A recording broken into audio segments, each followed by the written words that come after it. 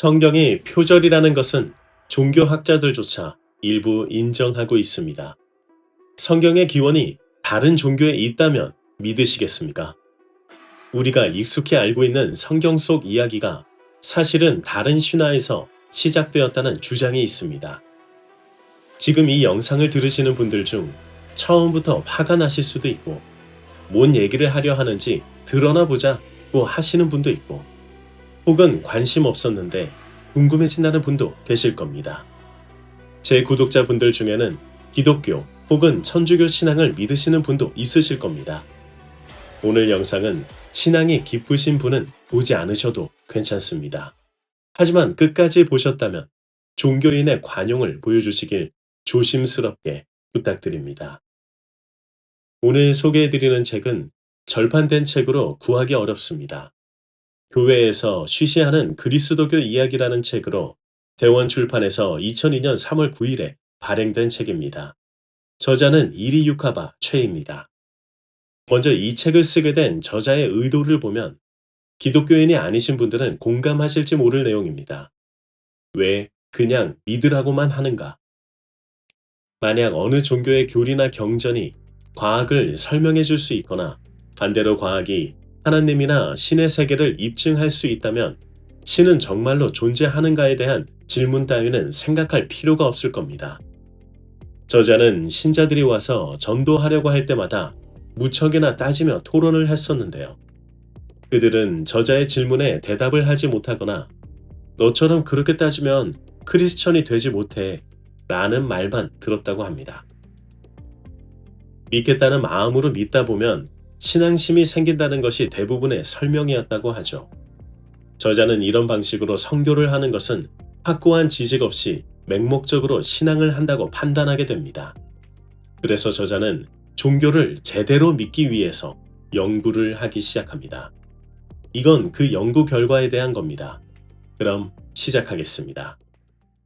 성경에는 하나님이 절대신 창조주이고 악의 뿌리인 사탄이 있고 구세주가 동정녀의 몸에 잉태되어 세상에 태어난다고 되어 있습니다. 그리고 이제는 역사에서 사라진 어떤 종교를 보게 되면 마즈다라는 창조주가 있고 마인유라는 악의 신이 있고 사오샨트라는 구세주가 동정녀의 몸에 잉태되어 잘못 들었을까요? 잘못 들으신 게 아닙니다. 이상하긴 하지만 매우 유사한 내용이죠. 성경이 쓰여진 시기는 대략 기원전 1500년부터 400년 사이에 쓰여졌다고 합니다. 그리고 여러 사람으로부터요. 그러나 이건 사실이 아닐 수 있습니다.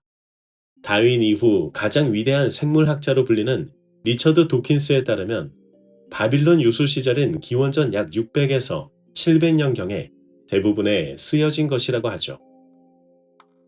그 이유는 아브라함이 낙타를 소유하고 있다는 대목이 있는데, 낙타는 아브라함이 있었던 시제로 추정되는 연도에는 가축화가 되지 않았던 시기입니다. 반면 기원전 600에서 700년경에는 가축화가 되었기에 시대착오적인 글이라고 주장하고 있습니다. 리처드 도킨스는 대표적인 무신론자로 알려져 있지만 그의 주장에서 우리가 주목할 부분은 바로 성경이 쓰인 시기입니다. 즉 기원전 600에서 700년경 말이죠. 이때는 베다 경전의 우파니샤드가 인더스강 주변에서 쓰여지고 있었고, 당시 주변 국가를 모두 정복하던 페르시아에서는 조로아스터교가 자리 잡히기 시작합니다. 조로아스터교의 교리는 이렇습니다. 마즈다라는 창조주가 있고 마인유라는 악의 신이 있고 사오샨트라는 구세주가 동정녀의 몸에 잉태되어 세상에 태어난다. 어디서 들으신 것 같지 않으세요? 다시 말하지만 잘못 들으신 게 아닙니다. 페르시아에서는 기원전 2000년부터 이 종교가 구전으로 존재했습니다. 그리고 기원전 600에서 700년경 조로아스터라는 인물의 등장으로 체계가 잡히기 시작했죠. 바빌론 유수가 기원전 597년경입니다. 이 지역에서는 이미 조로아스터교가 굉장히 널리 퍼진 때입니다. 지도를 보시면 이해가 가실 겁니다. 성경에서 아브라함이 약속받은 가나안 땅이 지금 예루살렘과 기자가 있는 지역이 됩니다. 그리고 당시 주변국으로는 이집트가 있었고 동쪽에는 페르시아가 있었습니다. 실제로 바빌론 요수 70년 후 페르시아의 키루스 왕이 유대인들을 고향으로 돌아가게 만들어줬죠. 이 점도 생각해보면 당시 고대 페르시아인들은 정복 왕이 굉장히 많지만 지배국에 대해 꽤나 관용적으로 운영을 했던 것으로 보입니다. 실제로 11세기 십자군 전쟁 당시 예루살렘을 십자군이 쳐들어갔을 때 그곳의 크리스천과 유대교 그리고 회교도들은 종교적 갈등 없이 서로 화목하게 살고 있었다는 얘기도 있습니다. 이 지역은 페르시아군이 점령해도 다른 누가 점령해도 그렇게 서로 화목하게 살고 있었던 거죠. 바로 대부분 종교의 가르침인 사랑과 평화로 말이죠. 그런데 십자군이 그리스도교, 유대교, 회교도들을 가리지 않고 모두 몰살시킵니다. 여튼 저자는 이 조로아스터교가 당시 매우 널리 퍼져 있었고 바빌론 유수로 인해 길을 못 피던 유대인들에게도 이 종교가 퍼졌을 것이며 이를 유대인들만의 종교로 만들었다는 주장을 하는 거죠. 실제로 홍수 이야기나 아담과 이브와 유사한 이야기는 성경 외에도 대부분의 신화나 전설에 모두 있는 내용입니다. 그래서 종교학자들도 인정을 하죠. 하지만 학자들은 확실히 말합니다. 내용은 같아 보일지 몰라도 전하는 메시지는 엄연히 다르다. 저자의 의도에 따라 같은 내용일지라도 전혀 다른 의미를 포함하고 있다는 겁니다. 납득이 갈 듯 하면서도 시원하지 않은 부분은 있죠. 한편 조로아스터교에 대해 잠시 더 살펴봐야 할 것이 있습니다. 조로아스터교는 왜 역사에서 사라지게 되었을까요? 당시 페르시아 왕국은 가나안 땅은 물론이고 이집트까지 자신의 영토로 만들었습니다. 기원전 490년에 유럽으로 진출을 시도합니다. 여기서 아주 유명한 전투가 벌어지죠. 마라톤 벌판에서 페르시아는 참패를 합니다. 그 뒤 크세르크세스 왕이 복수를 위해 다시 쳐들어갑니다. 너무 유명한 영화가 생각나시죠? 이렇게 페르시아는 패망의 길을 걷기 시작합니다. 유럽 진출에 실패하게 된 거죠. 이제 로마 제국의 시대가 됩니다. 이때 네로 황제에 의한 크리스천의 박해가 엄청 심합니다. 그리고 예수님이 탄생하셨죠. 이후 300년이 지나 로마 제국이 그리스도교를 국교로 인정하게 됩니다.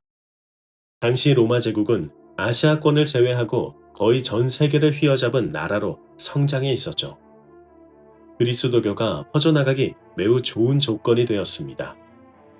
페르시아의 멸망으로 조로아스터교는 사라지고 로마 제국의 상황으로 그리스도교는 전 세계에 퍼집니다. 자, 그럼 정말 성경은 조로아스터교를 표절한 걸까요?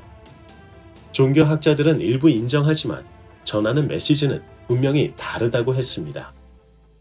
책은 창세기부터 하나씩 자세히 파고들기 시작합니다. 아담과 이브가 에덴 동산에서 뱀의 유혹으로 인해 사과를 먹고 그 결과로 원죄를 지었다고 하죠. 뱀은 그날 이후로 사악하고 못된 사탄의 상징이 되어버렸습니다. 그런데 한번 솔직히 생각해 봅시다. 원죄의 시작은 사과 때문입니다. 그렇다면 왜 하나님은 지식의 열매라는 사과나무를 에덴 동산 한가운데에 두셨을까요? 만약 하나님이 인자하시고 인간을 사랑하셨다면 자신의 형상대로 만들었다는 인간에게 지식을 갖지 못하도록 한 이유는 무엇일까요? 혹은 인간이 지식을 터득하는 걸 정말로 원치 않으셨다면 아예 사과나무를 없애는 게 낫지 않았을까요? 굳이 인간의 호기심을 자극해놓고 못 먹게 금지하신 이유가 궁금해집니다. 혹시 시험하기 위해서였을까요? 아담과 이브의 판단 능력과 마음가짐을 시험하려고 하신 걸까요? 하지만 생각해보면 판단 능력이라는 것도 지식이 있어야 가능한 것 아닙니까? 지식이 없는 상태에서 과연 무엇을 시험하셨던 걸까요? 결국 처음부터 먹으라는 판을 깔아놓으신 것 같다는 생각도 듭니다. 그렇다면 이번에는 뱀의 입장에서 한번 생각해 볼까요? 뱀은 아무것도 모르는 인간들이 안쓰럽게 보였던 건 아닐까요? 뱀의 행동이 정말 그렇게 나쁜 것이었을까요? 이렇게 말하면 말도 안 되는 소리라고 하실 수도 있겠죠. 하지만 이런 이야기도 있습니다. 그리스 로마 신화에서 프로메테우스는 신들만이 가질 수 있던 불을 훔쳐 인간에게 광명을 가져다 줬다고 합니다. 인간의 입장에서 프로메테우스는 나쁜 존재로 보일까요? 오히려 인류의 구세주 같은 존재 아닙니까? 만약 아담과 이브가 사과를 먹고 지식을 얻었다는 것이 사실이라면 그 지식을 준 것은 뱀입니다. 그렇다면 인간의 입장에서 뱀은 꼭 나쁜 존재로만 볼 수 있을까요? 어쩌면 지혜를 가져다 준 존재로 볼 수도 있지 않을까요? 이건 곰곰이 생각해 볼 만한 주제입니다. 그런데 또 궁금한 점이 있습니다. 뱀은 도대체 어디서 갑자기 등장해 이렇게 많은 욕을 먹고 있는 걸까요? 그 많고 많은 생물 중에서 왜 하필 뱀이었을까요? 사실 서양의 여러 신화에서 사과는 지식이나 지혜를 상징하는 과일로 자주 등장합니다. 예를 들어 ним프들이 사는 사과동산의 전설에서는 사과나무를 항상 라돈이라는 뱀이 지키고 있었습니다. 또한 그리스도교가 생기기 훨씬 이전 중동 지방에서는 오피테라는 자연 신앙이 있었습니다. 이 신앙에서 뱀은 단순히 사악한 존재가 아니었습니다. 오히려 인간을 무지 속에 가두려는 신의 의도를 거슬러 인간에게 지혜를 전하고 무지에서 해방시키는 존재로 여겨졌습니다. 프로메테우스가 생각나시죠? 거기다 가나안 땅이 있던 곳에는 바빌로니아, 메소포타미아가 있었는데 이때부터 뱀을 영물로 사용한 근거가 많이 있습니다. 흥미롭게도 예수님도 뱀에 대한 이야기를 하신 적이 있습니다. 요한복음 3장에서는 예수님은 니고데모와의 대화 중 이렇게 말씀하셨죠.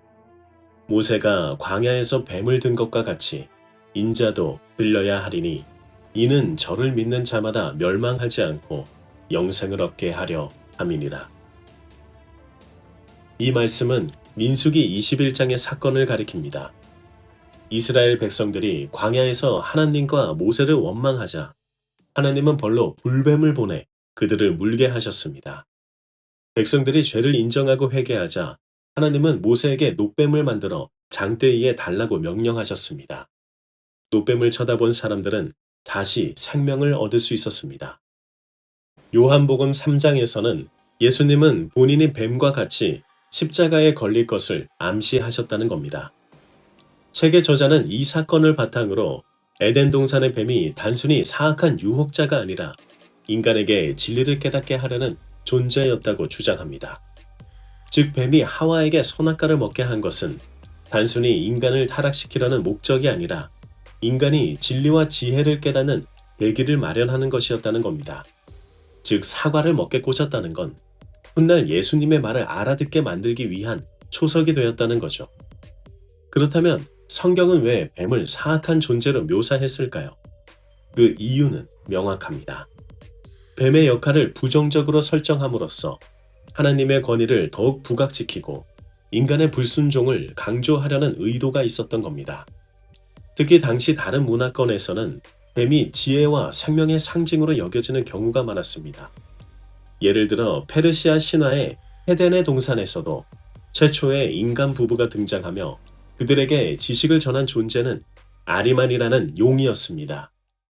이 이야기가 에덴 동산의 아담과 이브를 떠올리게 하지 않나요? 흥미롭게도 독일의 금화 탈러에는 십자가에 매달린 뱀의 그림이 등장합니다. 이 그림은 뱀과 예수를 동격으로 취급한다는 해석을 불러일으키기도 합니다. 물론 이 해석은 받아들이기 어려울 수 있지만 당시 신화와 전설에서 뱀이 지혜를 상징하는 존재로 자주 등장했다는 점은 부정하기 어렵습니다. 결국 성경의 저자들은 이런 뱀의 긍정적인 이미지를 부정적인 존재로 둔갑시킴으로써 하나님의 절대성을 강조하려 했던 것으로 보입니다. 이렇게 함으로써 인간의 불순종을 더 극적으로 드러내고 하나님이 선악을 판단하는 유일한 기준임을 강조할 수 있었던 거죠. 에덴 동산의 뱀은 단순히 인간을 타락시키는 사악한 존재가 아닐 수도 있습니다. 오히려 인간이 지혜와 진리를 깨닫는데 중요한 역할을 했던 존재로도 해석될 수 있습니다. 하지만 성경의 저자들은 이러한 역할을 부정적으로 재구성함으로써 하나님의 권위를 더욱 드러내고 인간의 한계를 강조하는 서사를 완성시켰던 겁니다. 정말 담겨 있는 메시지가 다릅니다. 이제 뱀에 대한 시각은 단순한 선악의 대립을 넘어 인간과 신, 그리고 진리에 대한 질문으로 확장될 수 있습니다. 뱀이 정말로 인간을 타락시킨 유혹자였을까요? 아니면 진리를 전하려 했던 구원자의 모습이었을까요? 뱀과 예수를 동일시하는 부분이 확장되면서 중세시대에는 더 끔찍한 일이 벌어지기도 했는데요. 종파가 여러 개로 갈라지게 된 거죠. 이에 1209년 교황 이노센트 3세는 그들을 이단으로 정하고 알비젠시안 십자군을 보내 모두 학살합니다. 이때 학살당한 사람의 수가 35년간 수십만이라고 합니다. 그럼 이제 궁금해지는 것이 생깁니다. 뱀은 사탄과 같은 존재로 여겨지는데 이게 과연 언제부터 그렇게 된 걸까요? 성경에서 사탄을 루시퍼라 부르기도 하는데요. 성경 이사야서 14장 12절에는 루시퍼라는 이름이 겨우 한 번 소개되고 그나마도 근래 성경에서는 그 이름이 없어져 버렸습니다. 그런데 루시퍼의 어원은 횃불을 가진 자를 말하기도 합니다. 프로메테우스가 생각나시기도 하시죠? 한편 아브라함이 하나님께 받았다는 땅, 가나안에서 내려오던 신하가 있었습니다. 여신 헬레는 샤에르와 샬렘이라는 쌍둥이 아들이 있었는데 샤에르가 태양신에게 반기를 듭니다. 그러나 패배한 샤에르는 태양신에 의해 땅에 번개가 떨어지듯 신분이 파괴되었다고 합니다. 이를 애도하는 노래가 실제로 기원전 7세기에 기록된 장송곡 모음집에 있으며 성경에도 유사한 것을 살펴볼 수 있습니다. 성경 이사야 14장 12절부터 15절까지 이런 내용이 있습니다. 너 아침의 아들 계명성이여 어찌 그리 하늘에서 떨어졌으며 너 열국을 엎은 자여 어찌 그리 땅에 찍혔는고 내가 평소에 늘 장담하더니 내가 가장 높은 하늘로 올라가겠다.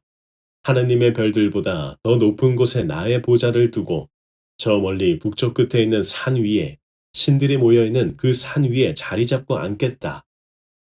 이제 내가 음부 곧 구덩이의 맨 밑에 빠치우리로다. 그리고 가나안 땅의 신화에서 보면 이런 글귀가 있습니다. 헬렌의 아들 샤에르여 어찌하여 하늘에서 떨어지게 되었느뇨. 그대의 주국성 별들보다 높은 하늘 위로 그대의 보좌를 올릴 것이며 북쪽 넘어 있는 신령들이 상합하는 곳에 살리라 하고 구름 뒤에 올라앉아 엘리온이 되듯 하리라 하고 마음속으로 일렀도다. 많이 유사하다는 걸 볼 수 있습니다. 이집트에는 이런 신화가 있습니다. 헬렌의 아들 샤에르는 태양신 라의 천국에 들어가는 북문을 지키는 수문장이었는데 우주를 다스리는 여러 신들 중 왕이 되었으며 그가 광명을 전달하는 신이었다는 글이 페피의 무덤 벽에 새겨져 있습니다. 페피는 기원전 2200년경에 이집트 고왕국의 왕입니다. 이 광명 전달의 신은 불사의 뱀으로 가장하여 사타라는 이름으로 사람 세상에 내려왔는데 히브리 사람들이 히브리어로 부르며 사타가 사탄으로 바뀐 것으로 저자는 말하고 있습니다. 그래서 사탄이라는 말이 생겼고 그 사탄이 성경에 들어와 루시퍼와 동화시켜 하나가 되었다고 저자는 주장하고 있죠.